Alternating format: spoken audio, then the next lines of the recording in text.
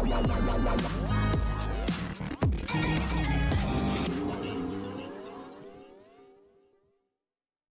Everyone, you are watching serial Siyapa, जहां पे देते हैं एक्सक्लूसिवली आपको आप ही के फेवरेट शो से जुड़ी जानकारी। टीवी सीरियल तेरी मेरी डोरियों के आने वाले एपिसोड की शुरुआत में दिखाया जाएगा कि अकाल ये कंफर्म करेगा साहिबा से कि क्या तुम्हारी सेल्फ रिस्पेक्ट हर्ट होगी अगर अंगद तुम्हारी जगह तुम्हारा कर्जा चुकाएगा।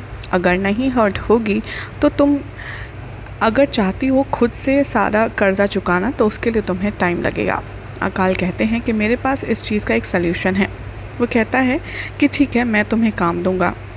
अकाल कहते हैं साहिबा से कि मैं तुमको मौका देता हूं, तुम अपने काम का एक नमूना दिखाओ और हर रूम में। साहिबा कहती है कि ठीक है, और तभी यहाँ पर कहती है साहिबा से कि इसके बदले आप मुझे क्या देंगे। तभी अकाल कहता है कि 20 लाख रुपए इस काम के लिए। साहिबा कहती है लेकिन आप मुझे इतने पैसे क्यों देंगे। अकाल कहते हैं क्योंकि ये तुम्हारा आखिरी काम होगा और ये पैसे के लिए तुम करना चाहती हो, इसीलिए। साहिबा मना कर देती है और अकाल यहाँ पर उसको कहते हैं कि तुम्हें अपना आर्ट वर्क ही तो दिखाना है ना, तभी यहाँ पर तुम्हें और क्या चाहिए। तभी अकाल से वो कहती है कि मैं ऐसा नहीं करूँगी क्योंकि इसमें मेरी कोई आइडेंटिटी नहीं है। बरार फैमिली सभी लोग मिलकर के साहिबा को कन्विंस करने की कोशिश करते हैं कि वो दारजी का जो पोजीशन है उसको ख्याल में रख कर के ये प्रपोज़ल एक्सेप्ट कर ले। लेकिन साहिबा दारजी से माफ़ी मांगती है और कहती है कि अगर आप लोग ऐसा करेंगे तो मैं इस घर को छोड़कर जाने के लिए तैयार हूँ। अगर आप मुझ में और मेरी आइडेंटिटी में से किसी एक को चुनने को कहेंगे, मैं बतौर आर्टिस्ट ये घर छोड़कर जाने के लिए तैयार हूँ।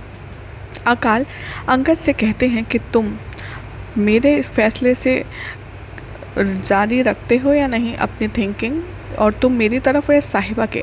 हंसराज सोचते हैं कि यहाँ पर अंगद और साहिबा अब अलग हो जाएंगे, इन दोनों का डाइवोर्स हो जाएगा। मनवीर कहती है अकाल से कि मैं ऐसा कभी भी नहीं होने दूंगी और मैं जानती हूँ कि दारजी भी ऐसा कभी नहीं होने देंगे। अंगद यहाँ पर दारजी से माफ़ी मांगता है साहिबा के बिहेवियर के लिए।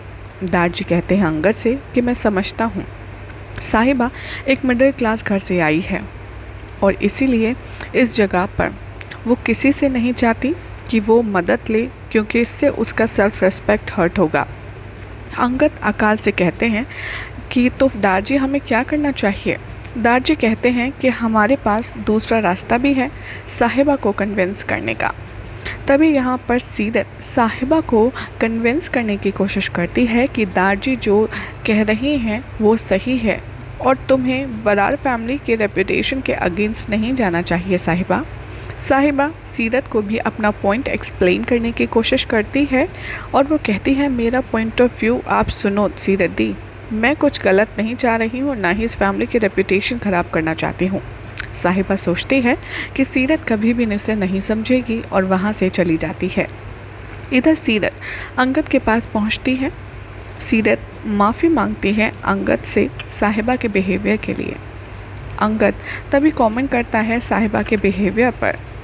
सीरत कहती है अंगद से आपका बहुत बहुत शुक्रिया, आपने जो कुछ मेरे लिए किया है। सीरत देखती है कि अंगद साहिबा के साथ अपसेट है। सीरत कहती है अंगद से कि क्या मैं तुमसे बात कर सकती हूँ, अगर तुम अपसेट हो तो कुछ टाइम के लिए। मनवीर सोचती है कि सीरत अंगद के क्लोज जाने की कोशिश कर रही है। मनवीर सीरत से कहती है कि तुम अंगद के रूम में क्या कर रही हो। सीरत उसे कन्विंस करने की कोशिश करती है साहिबा की बात को लेकर के, लेकिन मनवीर सीरत से कहती है इसके अलावा कोई और भी जगह है ना अपनी बहन से बात करने के लिए, या उसके बेडरूम में ही करोगी। सीरत तभी मनवीर से माफ़ी मांगती है साहिबा के बिहेवियर के लिए, वहाँ से चली जाती है। अंगद यहाँ मनवीर से कहता है कि आप इतना गुस्सा क्यों करती हैं सीरत पर। मनवीर कमेंट करती है कि तुम छोड़ो, लेकिन तुम साहिबा के होते हुए सीरत से थोड़ी दूरी बनाओ। साहिबा यहाँ रिकॉल करती है क्या कुछ हुआ और सोच कर के उदास होती है। कुलचा पूछता है साहिबा से कि क्या हुआ। साहिबा कहती है कुछ नहीं, कोई फ़र्क नहीं पड़ता।